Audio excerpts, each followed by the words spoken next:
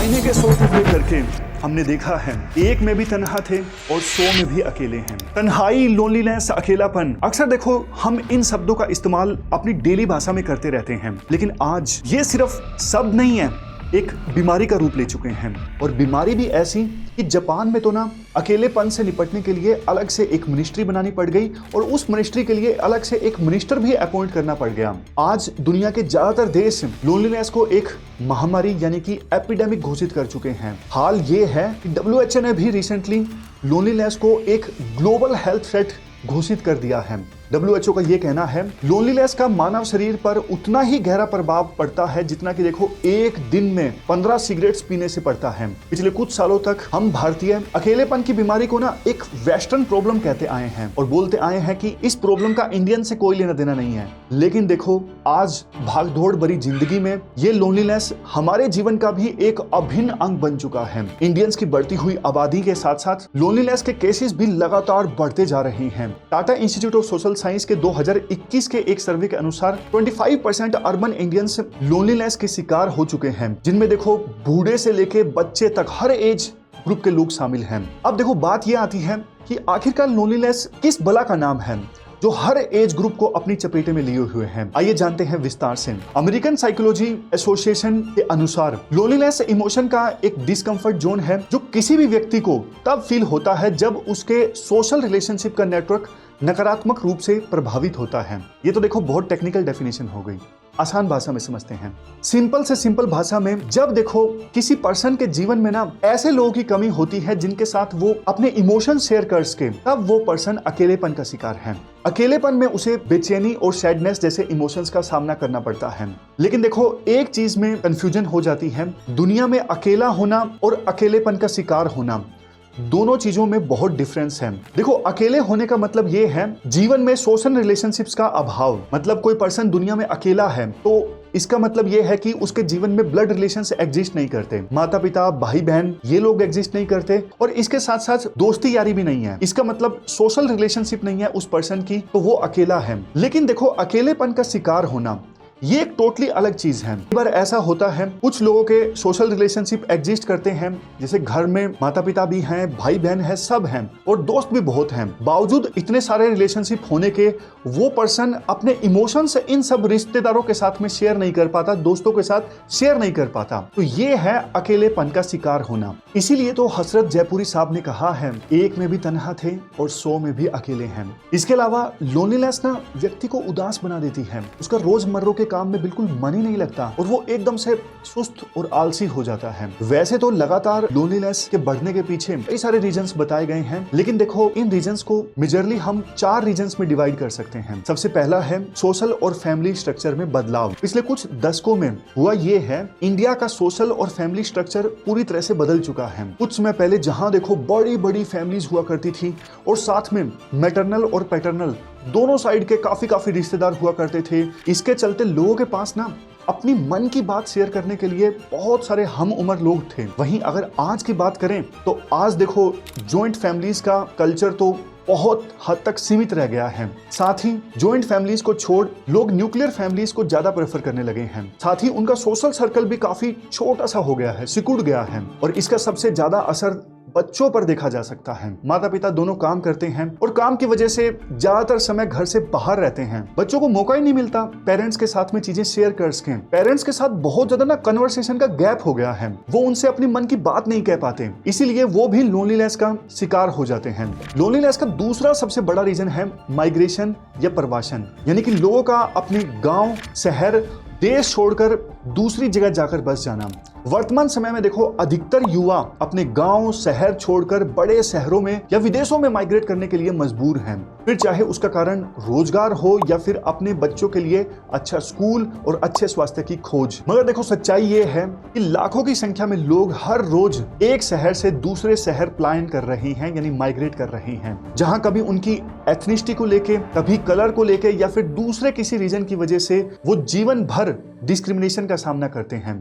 उस नई जगह पर उनके कोलिग्स तो कई बन जाएंगे, लेकिन दोस्त शायद एक भी ना बने। कई सारे नए रिश्ते स्थापित होंगे, लेकिन फिर भी वो उन रिश्तों की जगह कभी नहीं ले पाएंगे जिन्हें वो अपने गांव में छोड़कर आए हैं।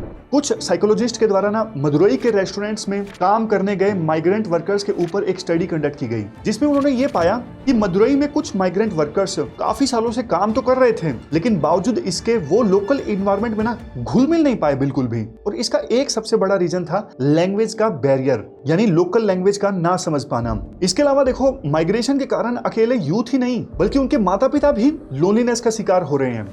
ऐसे केसेस की संख्या भी पंजाब जैसे राज्यों में बहुत अधिक है, जहां देखो बेटा या बेटी पढ़ाई या फिर जॉब की तलाश में विदेश में गए और फिर वहीं पर जाके बस गए। इसके बाद देखो, अकेलेपन का तीसरा सबसे बड़ा रीजन है एक्सटेंडेड वर्किंग और लिमिटेड लीजर टाइम, यानी कि आज की भागदौड़ भरी जिंदगी और गला काट कंपटीशन के दौर में ना लोगों के पास आराम करने के लिए और बात करने के लिए टाइम ही नहीं है। कॉर्पोरेट सेक्टर की अंधी दौड़ में लोग कुर्सियों से चिपक कर 9-9, 10-10 घंटे काम कर रहे हैं। उसके बाद अपने घर तक पहुंचने के लिए 2-2, 3-3 घंटे अलग से ट्रैवल कर रहे हैं। ऐसे में देखो, उनके पास अपने इमोशंस को शेयर करने के लिए टाइम ही नहीं है। इसके अलावा वीकेंड्स और फेस्टिवल पर जब भी उन्हें छुट्टी मिलती है ना, तो उसमें भी वो अपने कंपनी के टारगेट्स और एक्सेल शीट्स भरने में लगे हुए होते हैं। एक एवरेज इंडियन एम्प्लॉय देखो जैपनीज एम्प्लॉय और जर्मन एम्प्लॉय से काफी ज्यादा काम करता है। इसके लिए तो फिजिकल हेल्थ के साथ साथ उनकी मेंटल हेल्थ की भी पूरी तरह से बैंड बजी हुई है।